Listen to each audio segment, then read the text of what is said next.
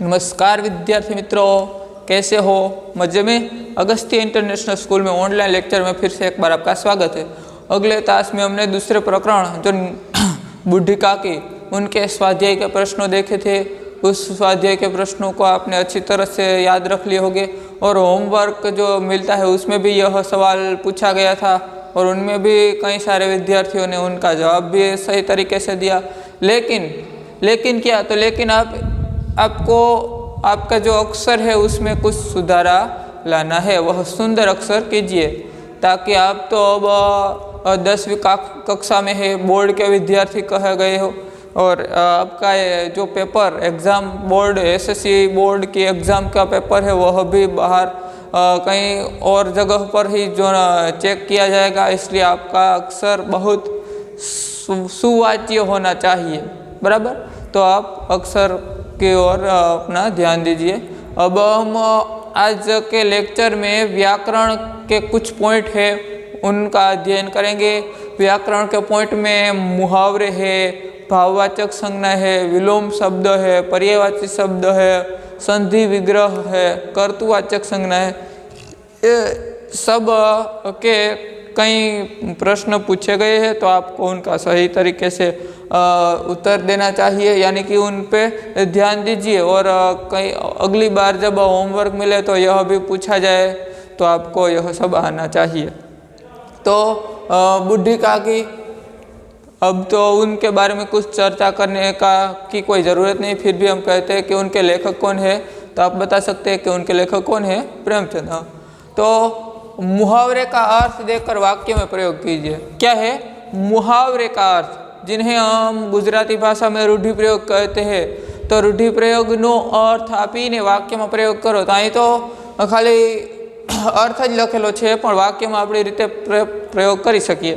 तो जो मुहावरे का अर्थ और वाक्य में प्रयोग, तो मुहावरे का अर्थ यहाँ पे बताया गया है और वाक्य में प्रयोग हम बोल के करेंगे। और जो अर्थ है वह तो यही होना चाहिए। वाक्य आप कोई भी लिख सकते हैं, वाक्य में अर्थ का प्रयोग नहीं करना चाहिए। वाक्य में जो मेन मुहावरा है उनका ही प्रयोग करना चाहिए। जैसे कि सब्ज बाग दिखाना। सब्ज बाग दिखाने का अर्थ क्या होता है? बड़े बड़े झूठे वादे करना। सब्ज बाग दिखाना तो बड़े बड़े झूठे वादे करना। यहाँ पर पाठ जो हमारी कहानी है उनमें किसने सब्ज बाग दिखाए थे? तो उसमें बुढ़ी काकी को उनके भतीजे बुद्धिराम ने बड़े बड़े सब्ज बाग दिखाए थे। तो सब्ज बाग दिखाना यानी कि बड़े झूठे वादे करना। तो हम वाक्य में ऐसे प्रयोग कर सकते हैं कि जो बेटे ने अपने संबंधी की जायदाद हाथ करने के लिए कई सब्ज बाग दिखाए। बेटे ने अपने संबंधी की, बेटे ने अपने पिता की भी लिख सकते हैं हम।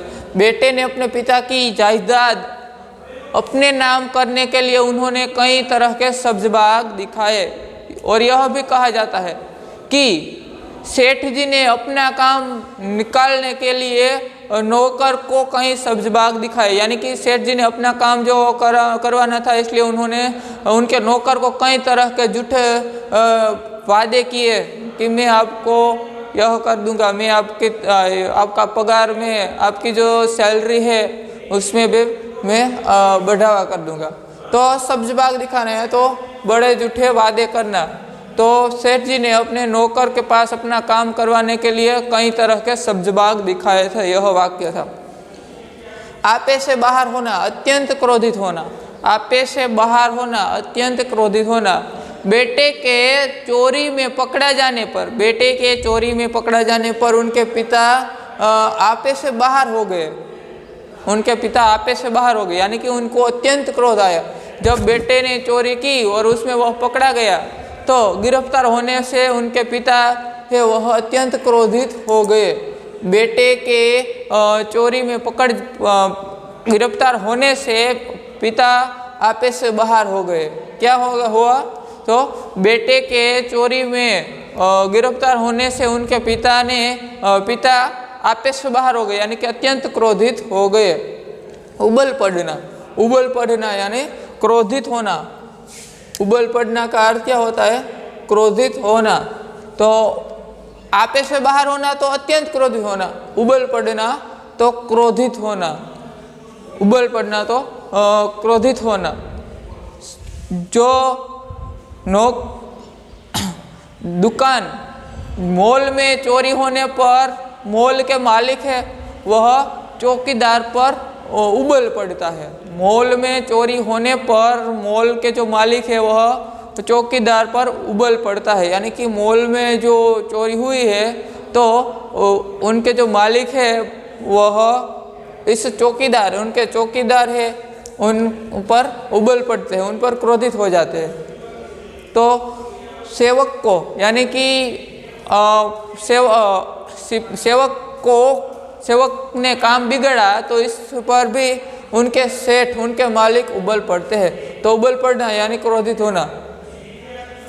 मोहल्ले में चोरी होने पर, मोहल्ले में चोरी होने पर लोग, मोहल्ले के सारे लोग चौकीदार पर उबल पड़ते हैं। मोहल्ले में चोरी होने पर मोहल्ले के सारे लोग उन मोहल्ले के चौकीदार पर उबल पड़ते हैं, यानी कि क्रोधित होते हैं। छाती पर सवार होना तो सामने अड़े रहना, छाती पर सवार होना तो सामने अड़े रहना। जो बेटे के कुलक्षण, लड़का के उसका झगड़ालू बेटा उनसे अलग होकर भी उनके घर के सामने ही छाती पर सवार हो गया तो सामने अड़े रहना, यानी कि छाती पर सवार होना तो सामने अड़े रहना। झगड़ालू बेटा उनके घर से अलग होकर भी उनके घर के पास ही सामने सवार हो गया, सामने रहकर छाती पर सवार हो गया। उनका झगड़ालू लड़का उनके घर से अलग होते हुए भी सामने ही रहकर छाती पर सवार हो गया। तो उनका बेटा है वह झगड़ालू है तो वह उनसे अलग हो गया, फिर भी उनके घर के पास रहकर ही छाती पर सवार हो गया, यानी कि उनके सामने ही अड़ा रहा। नाक कटवाना तो इज्जत खोना, नाक कटवाना तो इज्जत होना। कलेक्टर के बेटे ने परीक्षा में असफल होने से उनकी नाक कटवाई। कलेक्टर के बेटे ने परीक्षा में असफल होने से उनके पिता की नाक कटवाई, यानी कि इज्जत खोई। तो कलेक्टर जैसे महान व्यक्ति है, होशियार व्यक्ति है, उनके बेटे भी परीक्षा में असफल हुए तो उनकी तो इज्जत ही चली जाती, तो नाक कटवाई। कलेक्टर के बेटे ने परीक्षा में असफल होने से उनका नाक कटवाई। बस आगे बेसिर पैर की बात करना, बेसिर पैर की बात करना तो असंबद्ध बात करना, असंबद्ध बात जिनका कोई महत्व नहीं होता उसे असंबद्ध बात कहते हैं। तो महेश की बात का तो न आदि होता है न अंत, महेश की बात का तो न आदि होता है न अंत, वो हमेशा बेसिर पैर की ही बात करते हैं। महेश की बात का न आदि होता है न अंत, वो हमेशा बेसिर पैर की ही बात करते हैं। तो बेसिर पैर की बात करना यानी असंबद्ध बात करना, जिनका कोई स्पष्ट अर्थ नहीं होता उसे असंबद्ध बात कहते हैं। तो महेश की बात का तो न आदि होता है न अंत, वह हमेशा बेसिर पैर की ही बात करते हैं। हृदय सन्न रह जाना तो घोर आश्चर्य में डूब जाना, हृदय सन्न रह जाना तो घोर आश्चर्य में डूब जाना, हृदय सन्न रह जाना तो घोर आश्चर्य में डूब जाना। कई ऐसे भी प्रसंग बनते हैं कि जिनसे हमारा हृदय वह सन्न हो जाता। तो जूठे पतलों के पास बूढ़ी काकी को देखकर रूपा का हृदय सन्न रह गया तो उन्हें बहुत आश्चर्य हुआ, तो आश्चर्य में डूब गए। तो जूठे पतलों पर के पास बैठे देखकर बूढ़ी काकी को बैठी देखकर रूपा का हृदय सन्न रह गया। जूठे पतलों के पास बूढ़ी काकी को बैठी देखकर रूपा का हृदय सन्न रह गया तो उन्हें बहुत आश्चर्य हुआ। उसमें जो प्रयोग करते हैं उनमें जो अर्थ है वह नहीं लिखना, हम यह मुहावरे ही लिखेंगे। यह नहीं, ऐसे नहीं लिख सकते कि जूठे पतलों के पास बूढ़ी काकी को बैठा देखकर रूपा घोर आश्चर्य में डूब गई, यह नहीं, यह गलत बनता है। तो हमें यह जो मुहावरा है वही वाक्य में प्रयोग करना है कि हृदय सन्न रह जाना तो घोर आश्चर्य में डूब जाना। तो जूठे पतलों के पास बैठे बूढ़ी काकी को बैठे देखकर रूपा का हृदय सन्न रह गया। मुंह बाएं फिरना तो बेकार की हालत में घूमना, मुंह बाएं फिरना तो बेकार की हालत में घूमना। रामू के पास कुछ काम धंधा नहीं थे इसलिए वह मुंह बाएं फिरते रहते हैं। रामू के पास कुछ काम धंधे कुछ काम काज नहीं है इसलिए वह मुंह बाएं फिरते हैं, यानी कि बेकार की हालत में घूमते।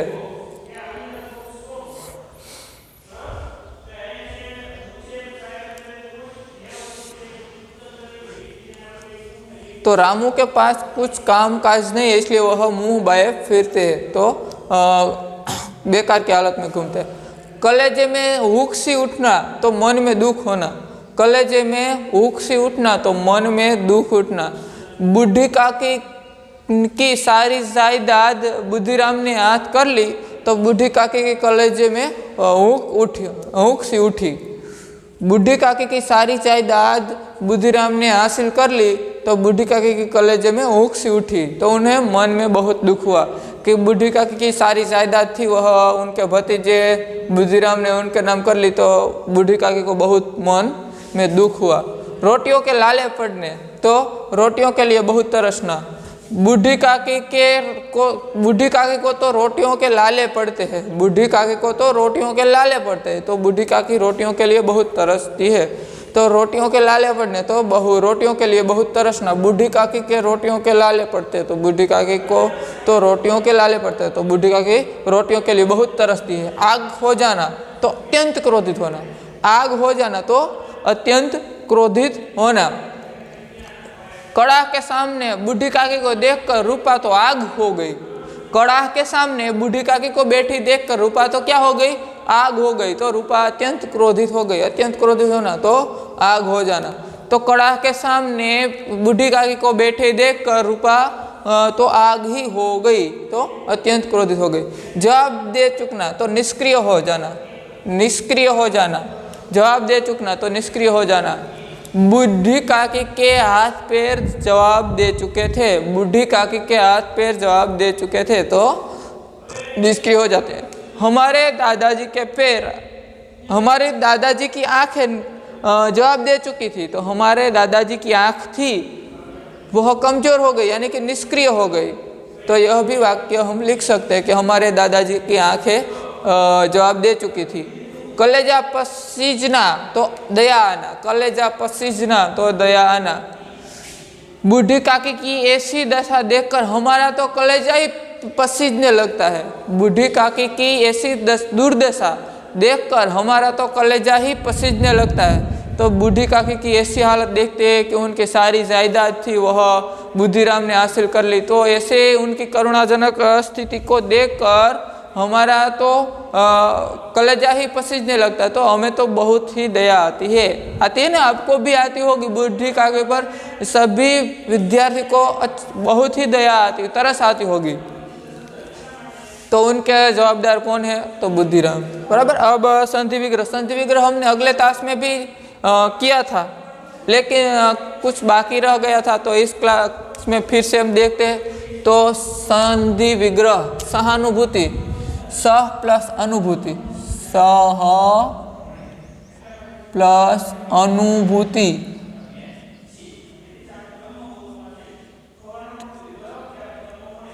सहानुभूति तो सह प्लस अनुभूति। व्याकुल तो वी प्लस आकुल, वी प्लस आकुल। व्याकुल तो वी प्लस आकुल। दीर्घाहार, दीर्घाहार ज्यादा तक हम आहार लेते हैं उसे दीर्घाहार कहते हैं, लेकिन हम कम आहार लेते तो उसे अल्पाहार कहते हैं। तो दीर्घाहार तो दीर्घ प्लस आहार उसे दीर्घाहार कहते हैं। दीर्घाहार तो क्या, तो दीर्घ प्लस आहार उसे दीर्घाहार कहते हैं। दीर्घ प्लस आहार तो उसे दीर्घाहार कहते हैं। प्रतीक्षा तो प्रति प्लस इक्षा,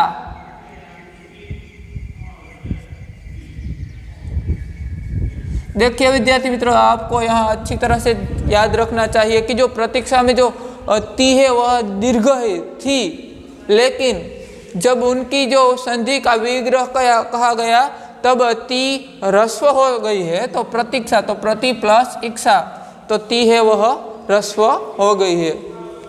कंठावृद्ध तो कंठ प्लस आरुद्ध तो कंठावृद्ध।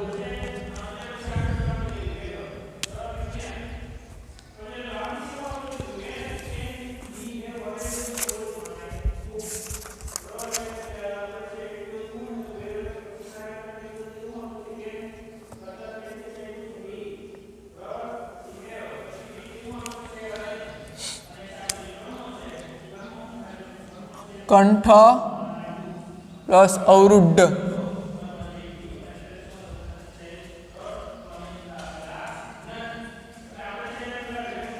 कंठ प्लस अवरुद्ध तो कंठावरुद्ध। क्षुधातुर तो क्षुधा प्लस आतुर उसे क्षुधातुर कहते हैं। क्षुधा यानी कि भूख, क्षुधा प्लस आतुर,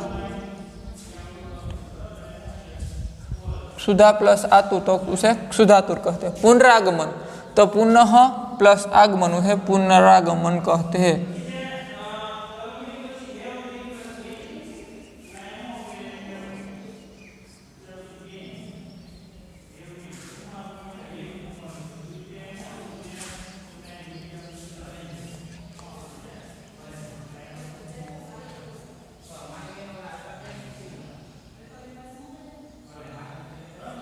पुनरागमन तो पुनः प्लस आगमन उन्हें पुनरागमन कहते हैं। दुर्गति तो दूर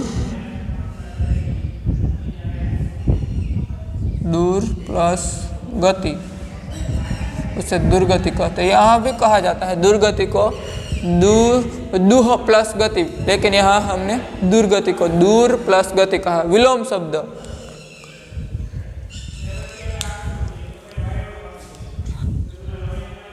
विलोम शब्द यानी कि विरोधार्थी शब्द। तो विलोम शब्द देखते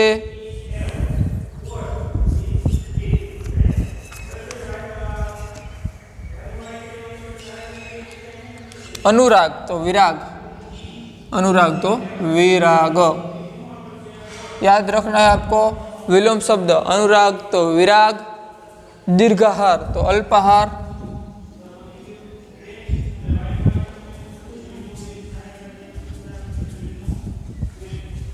दीर्घाहार तो अल्पाहार, अनुराग तो विराग, निर्लज्जा तो लज्जा,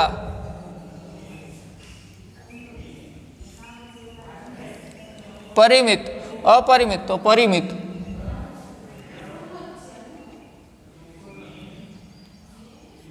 प्रतिकूल तो अनुकूल,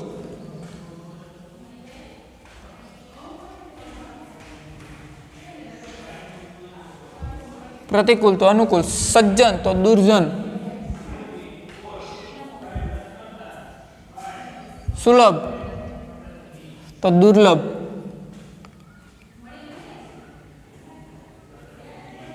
सुलभ तो दुर्लभ, अपशकुन अपशकुन तो शकुन,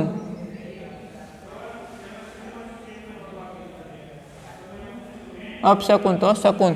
फिर से एक बार देखिए, अनुराग तो विराग, दीर्घाहार तो अल्पाहार, निर्लज्जा तो लज्जा, अपरिमित तो परिमित, प्रतिकूल तो अनुकूल, सज्जन तो दुर्जन, सुलभ तो दुर्लभ, अपशकुन तो शकुन।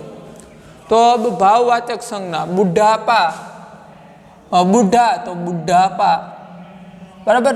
आपको 9वीं कक्षा में भी जो भाववाचक संज्ञा आई थी, लेकिन उसमें जो वाक्य दिया गया था उनमें से आपको पहचान कर लिखनी थी भाववाचक संज्ञा। यहाँ पर आपको शब्द दिया गया, उनमें से आपको भाववाचक संज्ञा बनानी है। तो बुढ़ापा, बुढ़ा तो बुढ़ापा, रोना तो रुलाए,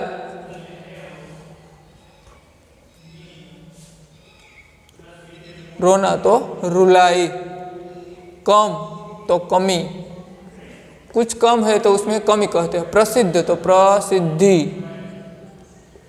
प्रसिद्धि, प्रसिद्ध तो प्रसिद्ध, प्रसिद्धि। कठिन तो कठिनाई, कठिनाई तो कठिन तो कठिनाई, यह थी भाववाचक संज्ञा। बुढ़ा तो बुढ़ापा, रोना तो रुलाई, कमी कम तो कमी, प्रसिद्ध तो प्रसिद्धि, और कठिन तो कठिनाई। कर्तवाचक संज्ञा, कर्तवाचक संज्ञा उसे कहते हैं जो क्रिया के करता है उसे कर्तवाचक संज्ञा। लिखना, तो लिखते कौन है? तो लेखक, लिखना तो लेखक। रक्षा, तो रक्षा कौन करते हैं? तो रक्षक, रक्षा तो रक्षक। निर्णय, निर्णय कौन लेता है? तो निर्णायक, निर्णायक, निर्णायक निर्णय लेता है तो निर्णय। धोना, तो हमारे कपड़े कौन धोते हैं? तो धोबी। दंड, दंड कौन दे सकता है? तो दंडक होते। यह थे कर्तवाचक संज्ञा। लिखना तो लेखक, रक्षा तो रक्षक, निर्णय तो निर्णायक, धोबी तो धोना तो धोबी और दंड तो दंडक।